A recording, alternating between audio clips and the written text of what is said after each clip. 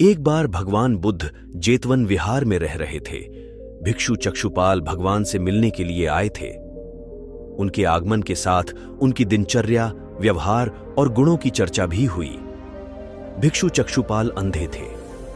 एक दिन विहार के कुछ भिक्षुओं ने कुछ मरे हुए कीड़डाहों को चक्षुपाल की कुटी के बाहर पाया और उन्होंने चक्षुपाल की निंदा करनी शुरू कर दी कि उन्होंने इन जीवित प्राणियों की हत्या की। भगवान बुद्ध ने निंदा कर रहे उन भिक्षुओं को बुलाया और पूछा कि क्या तुमने भिक्षु को कीड़े मारते हुए देखा है? उन्होंने उत्तर दिया, नहीं। इस पर भगवान बुद्ध ने उन साधकों से कहा कि जैसे तुमने उन्हें कीड़ों को मारते हुए नहीं देखा, वैसे ही चक्षुपाल ने भी उन्हें मरते हुए नहीं देखा और उन्होंने कीड़ों को जानबूझकर नहीं।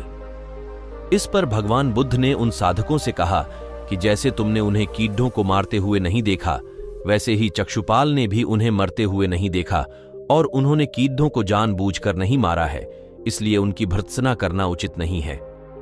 भिक्षुओं ने इसके बाद पूछा कि चक्षुपाल अंधे क्यों हैं? उन्होंने इस जन्म में अथवा पिछले जन्म में क्या पाप किए? भगवान बुद्ध ने चक्षुपाल के बारे में कहा कि वे पूर्व जन्म में एक चिकित्सक थे। एक अंधी स्त्री ने उनसे वादा किया था कि यदि वे उसकी आंखें ठीक कर देंगे तो वह और उसका परिवार उनके दास बन जाएंगे। स्त्री की आंखें ठीक हो गईं, पर उसने दासी बनने के भय से यह मानने से इनकार कर दिया। चिकित्सक को तो पता था कि उस स्त्री की आंखें ठीक हो गई हैं। वह झूठ बोल रही है। उसे सबक सिखाने के लिए या बदला लेने के लिए चक्षुपाल ने दूसरी दवा दी।